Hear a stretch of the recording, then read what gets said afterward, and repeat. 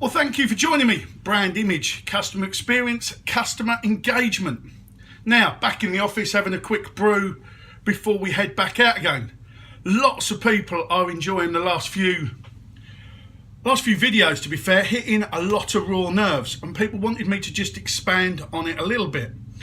Now, one particular business owner sent me a message and goes, "Ange, you talk about the teenager. You talk about my business being a baby, growing up, blah, blah, blah." He said, "Please elaborate on that." I said, "Yeah, of course I will, no problem. You are the parents, you create an idea, you create an embryo, you create a baby. As simple as that. The baby grows up, it has a few inputs, nan, granddad, all the rest of it, baby grows up. We kind of know how that works, gets up to being a teenager. You're now sitting back feeling all proud of yourself, going, oh, that's good, I can now go off and do other things. Like parents do when the teenager's about to fly the nest, you go off and start doing other things. Now that impacts the teenager, blah, blah, blah. Simple as that." And he went, "Yeah, I get all that. And that's simple. I can understand that. How does that relate to my business?" Well, I said, just change the words, teenager to business. You start growing that business, it starts working, your customers start engaging, your staff know where they're going, which is all the people, you know, your nans and granddads and everything else. And all of a sudden the business is going down the line. And it becomes a teenager. Now, we all know what stroppy teenagers are like. So you all of a sudden go, I need to start changing things. We're not making so much money. We're not doing this. We're not doing that. And you start altering and adjusting things. And the teenager gets a bit rebellious. Teenager does some things. And you start grounding the teenager and you start taking away the Xbox and everything else. Teenager rebels. Fine, not a problem. We got that. Well, this is your business. You start going down the line and your business, you go, not making so much money. We're not making so much money. Our accountant says we're 10% down, we're 10% down. And you start doing knee-jerk reactions rather than getting to the bottom of the situation. Now, there are lots of people out there that tell you, you need to have a survey. No, you don't. I said, you ask your best friends, e.g. your loyal customers, what they think of you. They're going to tell you amazing things. Yeah, there might be a little thing here, but you're going to get good feedback. I'm not going to give you. I'm going to tell you the truth. And so will several other businesses out there, consultants. I'm looking at all the feedback, the online feedback, the brand, the image, everything else, as to why you're not making so much money before you go and do two knee-jerk reactions. The simple thing being you put the price up or you start discounting. Both knee-jerk reactions, bit like grounding your teenager and taking away their iPad. Both have a consequence. So let's think about the logics of this. Now, I've been talking about your staff. Now, I found a way of explaining it properly to you. Now, most people will understand a football team. Now, this is where it happens. In football, you've got a goal, nice and easy, down that end of the pitch. All your team work together to get a goal. Your customers, the ones in the stand, in some respects don't care that the goalie throws it to a defender, They just want to know what happens down the end. When that ball hits the net, they'll cheer. When that ball doesn't hit the net, they'll get upset. And over a course of time, they don't bother coming anymore.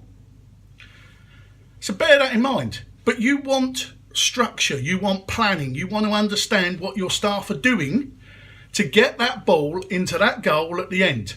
Bit like your business. So understand what your staff are doing, train them, motivate them, give them people behind, move the players around, the key players, and then have a strategy and a plan to put the ball in the back of the net, making money. So think about that in a logical terms. Brands and image is one thing. You don't want to start changing it immediately unless there is a real need. Now, obviously, as I said before, I work with Keith Suffling, a cracking designer, but we sit there for months working out what you do, how you do it, where you're going, who are you surveying, and what your customers are to slightly alter on a 2-year, 3. We don't just come in and change the colours and the brand like that. That's not how it works. You've got to have a plan, and a bit like football, there's a season. We got this to just little steps. Same with motor racing, obviously the motorbikes. Now, when we talk about the two knee-jerk reactions, discounting and putting up your prices, in theory, your accountant should be telling you the truth. And the truth is that products are coming in at this price, products need to be sold at this price. Or, in some respects, products are being made at this price and being sold at this price. Well, you start discounting a £400 to £500 shirt, I want to know why, because you're ripping me off. Now, if the price alters by £5-6, I'm not really going to notice that too much. But you need to understand who you are, what you are, who you're doing it for, and what your legacy is. Now, when you've got people buying £400 or £500 shirts, £5 or £6 isn't going to make a lot of difference. But you discount a shirt down to £200, woo! Alarm bells are going to be up. Oh, whoa, you're ripping me off. I'm not coming anymore. And I'm going to tell everybody else. But if you were to know who I am as a customer and say, and we got one that's a little bit shop soiled, we got, collections now out of date, blah, blah, blah. We send you the email, you know my details. Would you like this at a reduced price? Hey, of course I will. Yeah, I'm not going to be affected by that at all. I'm going to love it. You're thinking of me first. Love that idea. So think about what you do in your business. And it's not just the knee-jerk reaction.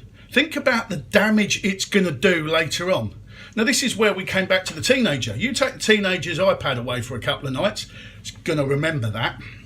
And then later on, it's going to stay out a bit later. It's going to push the boundaries. The same with your customers. They start seeing on Facebook, Twitter, Instagram, adverts in papers and magazines. You're now discounting. Whoa, what's going on here? Why didn't I get that price?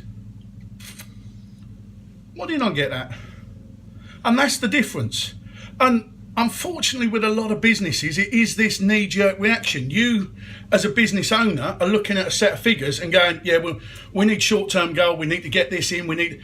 Whoa. Short-term is one thing, but understanding why you're doing something. Your customers are your unpaid sales force. Your customers pay the wages. And in most cases, your customers have a relationship with your staff. Your staff are critical and key in this situation. E.g., they are the nanas and the granddads of the teenager that can actually have an influence and an impact on what happens. So let me put this into perspective. You go in and have a suit made, or you have some shirts made. You see your tailor. Your tailor's a lovely man or a lovely woman, and they get you, and you come out of that shop feeling like, I am $1 million. I walk down the road thinking I am there. Go back in next time, they're not there. Why not? Where are they gone? What's happening? You've got to start a relationship with somebody else. And then you say, where? And you start asking, where's such and such gone? I was quite happy. Yeah, he's gone, unfortunately. Well, where's he gone? And you ask that question because that was a lovely relationship you had. He made you feel $1 million, or she made you feel $1 million. Well, this is where it starts to happen. But now, in the sports world or the casual clothing world, you start to ask the questions, well, what's happening? Now, I know a lot of you on the business world are saying now, and, customers, whoa. Trust me, customers talk to customers. Customers go online and make forums about businesses. Now, put this into perspective. One of the big brands you saw me wearing the other day, Fox Clothing, lovely fox head. Fox Clothing are a casual clothing brand. One, surfing, BMX, mountain bike, casual clothing, motorbikes, trucks, cars, motorsports. All of them people are now interacting. So that is most of the youth population understand the Fox brand.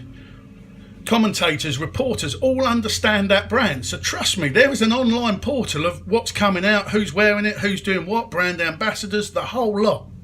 So that brand can be damaged from the mountain bikes to the motorbikes. Sooner or later it will get through. And it's the same with your business, your brand, your image. Think about your customers. Unless customers are spending the money. If you haven't got customers, you haven't got a business. And you need to understand that once you've finished robbing your customer, they're going to go elsewhere. There's no money left in the pot. Take care of your customers.